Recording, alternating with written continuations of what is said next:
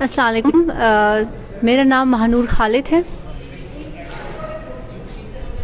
اور میں جبڑ نامی گاؤں سے تعلق رکھتی ہوں، جو کہ کوہاٹ ڈسٹرکٹ کا ایک بہت ہی دور افتادہ گاؤں ہے. اور میں نے سر کی بات جیسے کہ میں نے بہت عام اسکولوں میں پڑھا ہے، جہاں کے بڑی مشکل سے اردو بھی سیکھتے ہیں ہم. اور ایف ایس سی میں نے یہاں پہ کوہاٹ سے کی ہے. اور بہت سے لوگ کہتے ہیں کہ ہم نہیں کر سکتے کیونکہ ہم افورڈ نہیں کر سکتے، یا ہم لڑکی ہیں تو ہم تب نہیں کر سکتے. تو یہ سارے صرف ایکسکیوزز ہیں، کیونکہ جو کر سکتے ہیں وہ کر کے دکھاتے ہیں. اللہ راستے کھول دیتا ہے. ایف ایس سی میں ایسا تھا کہ میرے پاس کھانے تک کے پیسے نہیں ہوتے تھے. میرا گاؤں بہت دور تھا. میں 5 گاڑیاں چینج کر کے کوہاٹ میں اقرا کالج میں پڑھا تھا. میں اقرا کالج پہنچتی تھی.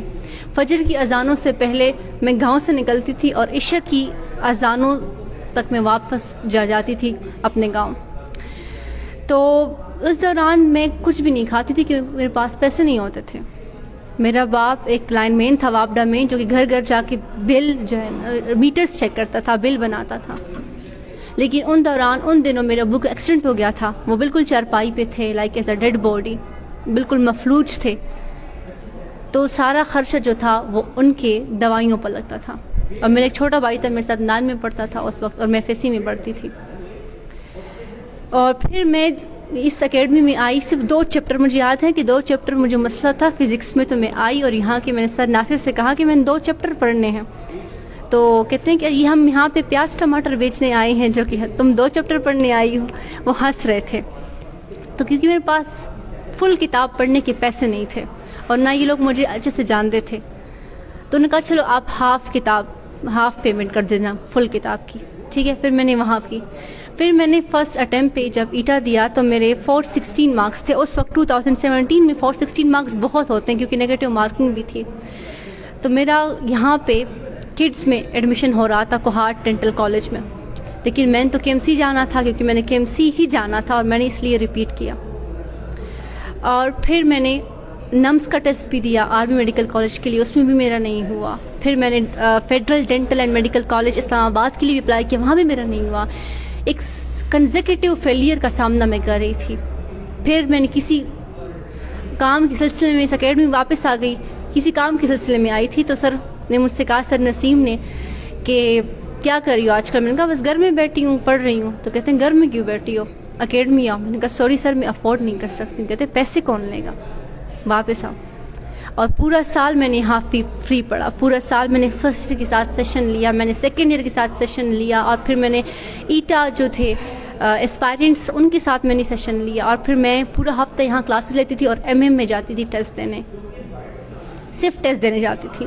اور وہاں بہت سارے اسٹوڈنٹس آتے تھے، لیکن کسی میں ہمت نہیں ہوتی تھی کہ وہاں کی ٹیچر کو کہے کہ یہ چیز غلط ہے.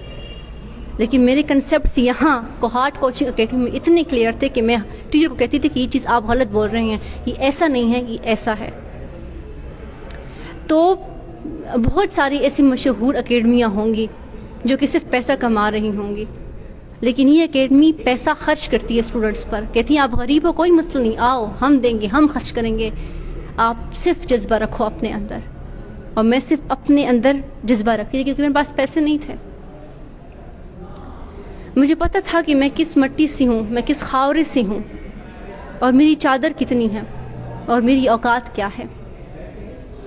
میں جون جولائی کی گرمیوں میں میرے گھر میں چھت کا پنکھا بھی نہیں ہوتا تھا جس کمرے میں میں پڑھتی تھی. جون جولائی کی گرمی میں کبھی کبھی میں 20 دن بعد بھی نہا لیا کرتی تھی کیونکہ میں 13 گھنٹے پڑھتی تھی، 14 گھنٹے میں اسٹڈی کرتی تھی.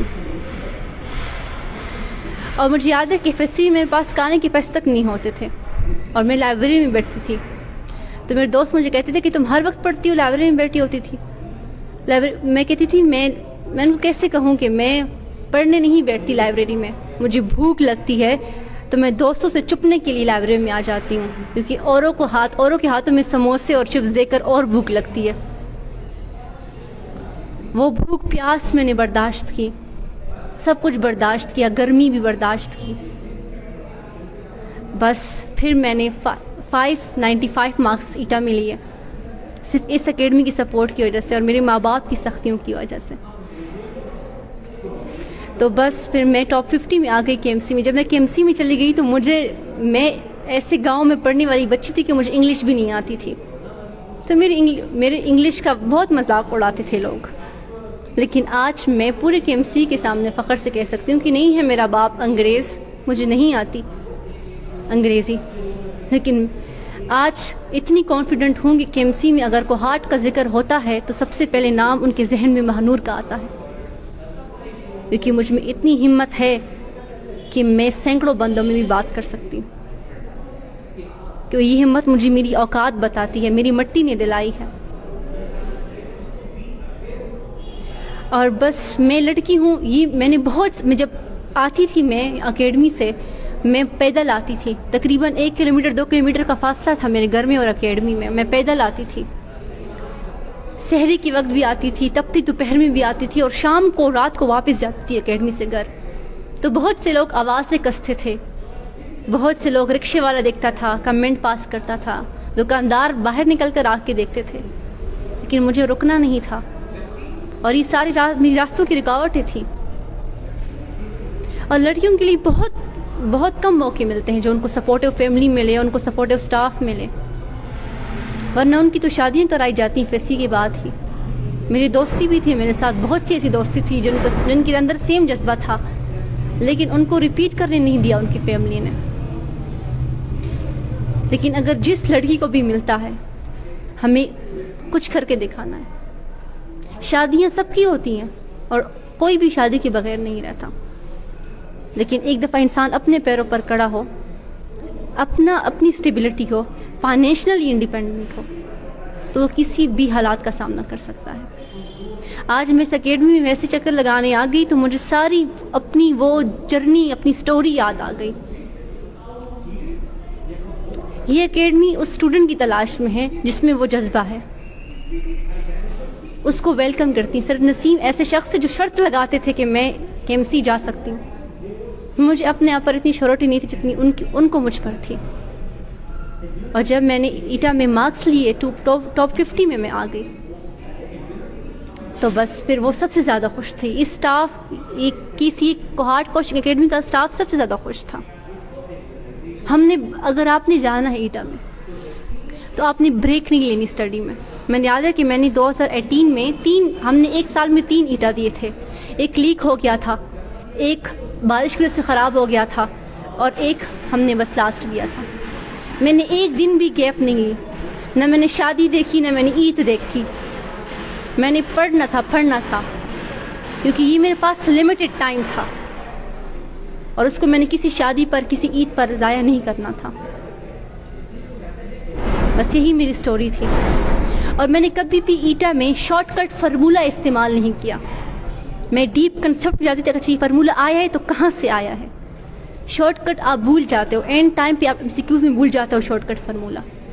لیکن اگر آپ کو اس کی بیک گراؤنڈ کا پتہ ہو کہ فارمولہ کہاں سے آیا تھا, تو ود ان سیکنڈس آپ وہ فارمولہ واپس ڈیرائیو کر سکتے ہو.